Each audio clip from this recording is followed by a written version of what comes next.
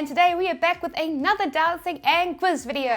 Everybody's favorite Wholesale Ted video series. Yes, today I'm going to be showing you 5 products that you should never sell online because instead of these products making you money, if you try to sell them, you will instead lose money. For some of these products, if you try to sell them, they're going to lose you money because you will have extremely unhappy customers. They will demand refunds and potentially even submit chargebacks against you. And for other items on the list, if you try to sell them, you will risk being sued because selling them is illegal. And for other products on the list, while you might be legally able to sell them, it's not a good idea to do so because nobody wants to buy them. And if you try to sell them, not only will you be destined to lose the time that you invested into your new business, but there's a really high chance that you will also lose money as well. Luckily though, as you'll see, by following the simple advice in this video, avoiding all of these things is super simple. And also to keep this video a little bit more lighthearted and fun, I have decided to make it a bit more interesting. What I'm going to do is I'm going to show you the product on screen that you shouldn't sell, and then I'm going to give you 5 seconds to guess why that is. And if you guess right, you will win points. Yay! Play along and see how many points that you can win. And let me know how many points you win in the comment section below. Alright, here is the first product that you should never ever sell. Why do you think that is? Now this is a bit of a warm-up question because my long-time subscribers are likely to know the answer to this, but trust me guys, I had to include this. For our warm-up question today, we are playing for 5 points. So you have 5 seconds to guess why you shouldn't sell this. Go!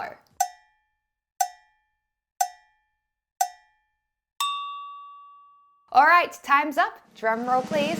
The answer is because little adorable baby Yoda is copyrighted by Disney. Yes, I'm sure a lot of my subscribers who have heard me talk about copyrights are thinking, wow Sarah, that was an obvious inclusion in this video. But here is the thing. I've recently had a big influx of new subscribers who are also new to the world of selling online. And as such, I've also had a really big influx of subscribers who have been asking me questions like this. Hi Wholesale Ted, I'm in a tough situation starting out. I uploaded 2 t-shirts I'd gone drawn by a gig on Fiverr of baby Yoda. Everything was fine on Redbubble for a few days until I got both shirts taken down.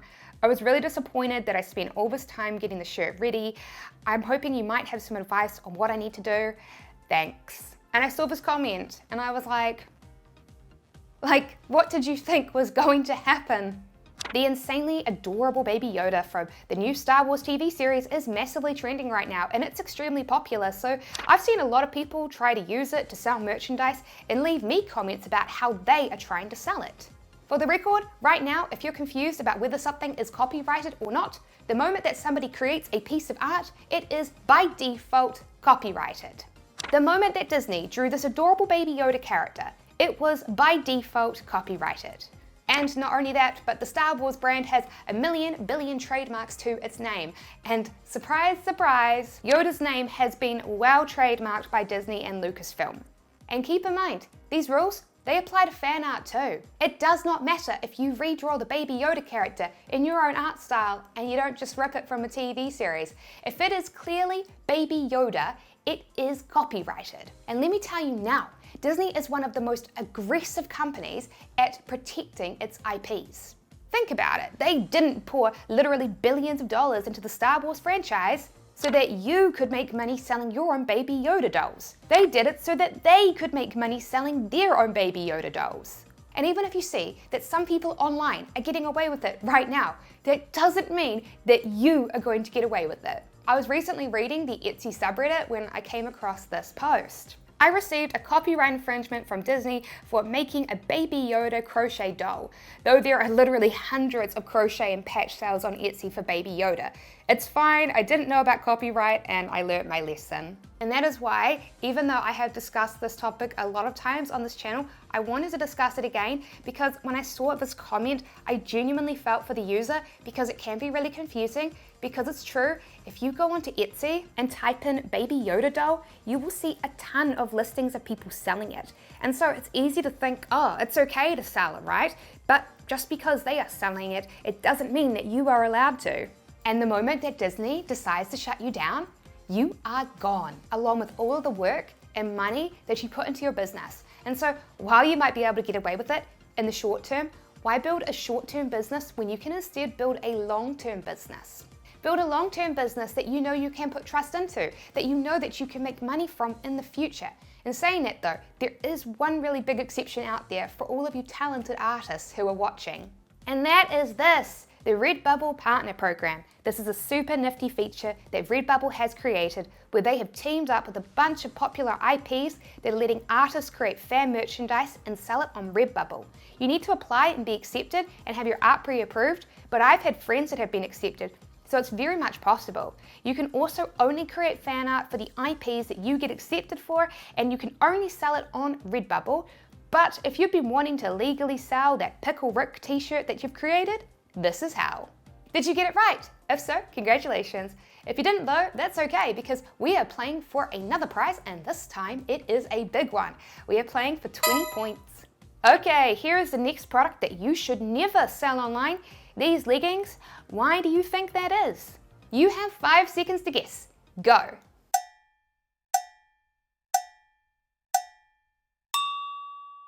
Alright, time's up. Drum roll please. The answer is because these leggings are a scam. Yeah, I'm gonna make a video in the future that goes more in depth onto this at some point, but these leggings are from a multi-level marketing company, otherwise known as MLM, and that MLM is LuLaRoe. And if you don't know what an MLM is, I'm gonna try to explain as quickly as possible, but again, it's really for another video. But basically, here's how MLMs work. I'm gonna explain it using one of the most notorious MLMs, Herbalife. Herbalife is a company that, in theory, sells food supplements like shake powders. They sell them direct to independent resellers who then resell them direct to customers for them. Anyone is allowed to sign up to become a reseller of them. All they need to do is pay $59 to get a members pack, and then hundreds to thousands of dollars to buy a bunch of wholesale Herbalife products to resell. So how do you find out about the opportunity to resell these Herbalife products? Well, it's simple. You find out from other Herbalife resellers. And if they can convince you to sign up to buy hundreds to thousands of dollars of Herbalife products to resell, they will get a commission on that sale. The problem? MLMs almost always have, Herbalife included, insanely highly priced products, like way more expensive than the competition who are selling the exact same thing. And so what happens is their new recruits struggle to actually sell the hundreds of thousands of dollars worth of supplements that they bought to resell. So to recoup their initial investment of buying all of these supplements that they can't sell, they instead opt to recruit new Herbalife resellers. And that is why MLMs are a legal pyramid scheme. People quickly figure out that they'll make a lot more money recruiting new sellers to buy hundreds of dollars worth of inventory and getting a commission cut on that, rather than try to sell their supplements to legitimate customers. The products technically exist and technically are sold, but they are only ever sold to new recruits. So yes, I obviously have a lot of strong opinions about the subject that are probably going to get this video disliked, but nevertheless. Back to why you should never sell these leggings. It's because they are sold by LuLaRoe, which is an MLM that sells clothing. And no joke, here's how it works. When you sign up for the low price of $499, they will send you a box of, and I can't believe this, 65 random pieces of clothing. Yep, it is completely random. You have no choice over what products you get sent. You could get this pair of ugly leggings, or you could get this pair of ugly leggings. Which ones will you be stuck with? Who knows? For a fraction of $499, you could set up your own online store that sells your own clothing brand with clothes that you choose. Thanks to Print on Demand. Print on Demand refers to companies that will let you print products like clothing on demand, like these two here, Printify and Printful. You simply upload your design to their website to create your own custom clothing, such as leggings, or skirts, or t-shirts, and this t-shirt costs $8 to print and create with Printful. You can then list these products for sale in your own website for a markup. You can then set up an online store for just $29 a month, plus $14 for a domain name with Shopify. And then each time a customer comes and buys a piece of clothing, Printful will then print your design onto the clothing, package the clothes up, and then ship it out to the customer.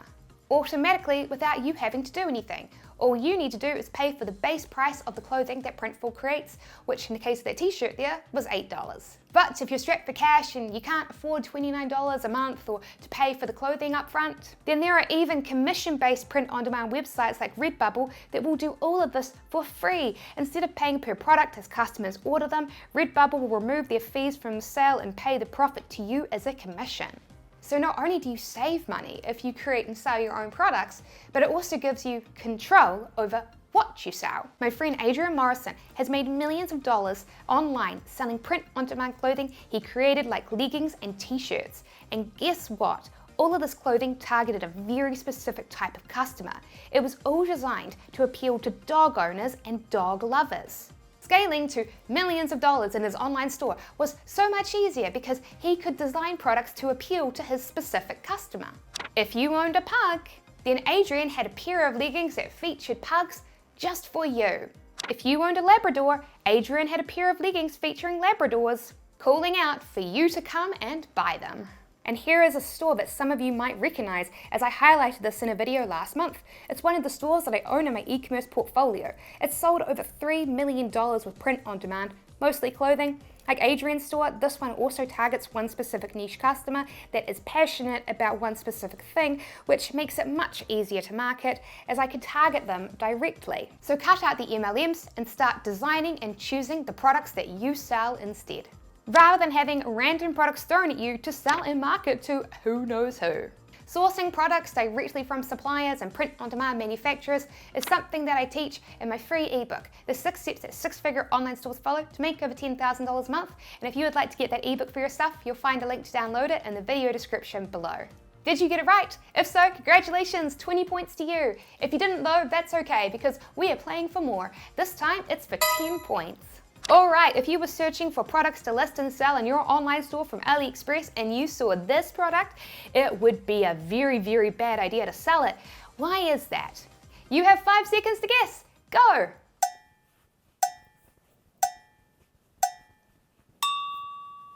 Alright, time's up. Drum roll please.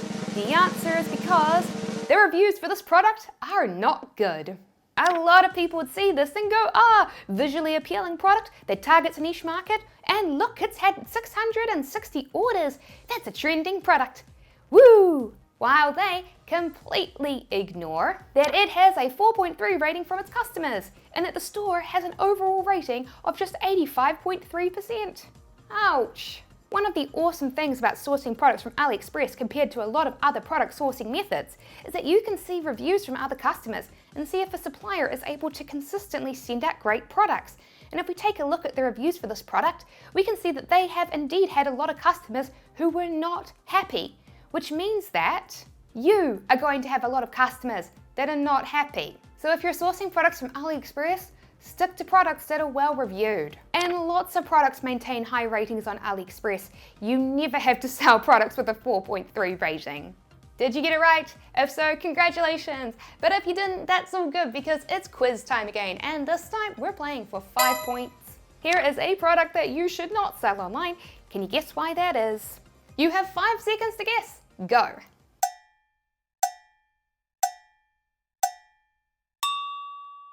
Alright, time's up. Drum roll please. The answer is because this product is incredibly boring and generic. Yes, I won't spend too much time laboring this point because I know my regular subscribers have heard me talk about this before. But again, I've recently had a huge influx of new subscribers and a ton of them have left comments asking for me to review their stores, and most of the time when I click on them, I just melt because 95% of the stores are selling disorganized, boring, generic products. I received this comment from a fellow Kiwi, Jamie, and when I clicked on the store, I was pretty much like, no. Honestly, Jamie, when I saw your website, I was genuinely confused. Why is someone going to say, yes, I think it's a great idea to spend $37.68 on 3 collapsible containers and waiting 2 weeks for them to arrive, when I can instead go to Walmart and buy 4 of them for $19.95 right now. There might have been something special about your containers, Jamie, but honestly, I can't figure out what makes them any better from Walmart's based on this product page. Because look, here's the reality. The reason why this store sold millions of dollars of products And the reason why Adrian's store sold millions of dollars of products, because both of the stores that we own, they are selling products that you literally cannot buy from stores like your local mall. When people see advertisements for Adrian's leggings, they have an incentive to actually buy them because they don't have another option to buy them anywhere except from him.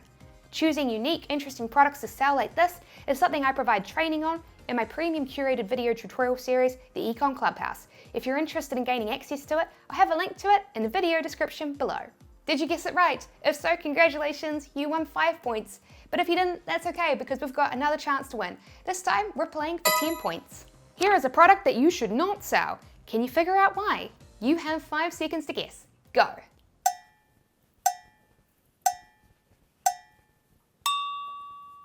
Alright, time's up. Drum roll please.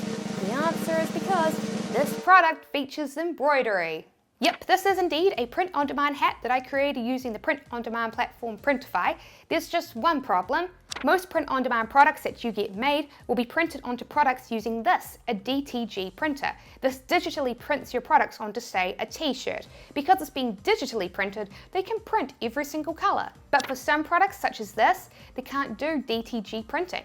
And so instead, they will stitch your designs onto the product itself, aka is embroidered onto it. And well, funnily enough, they don't have infinite thread colors available to them. For this Printify hat, they can only use these 16 colors.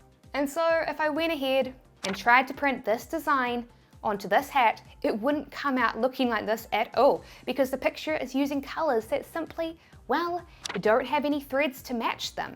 So if you ever want to sell print-on-demand products that feature this, be sure to find out what color threads they have available and only use those colors in your designs and pictures that you create to be printed onto clothing featuring embroidery. So how many points did you win? Let me know. And if you enjoyed playing this quiz and you would like even more quiz videos, then you're in luck. So after you go and hit that subscribe button and click the little notification bell next to it so that you don't miss out on any of our videos, go ahead and watch my other quiz videos and see how many points you can win.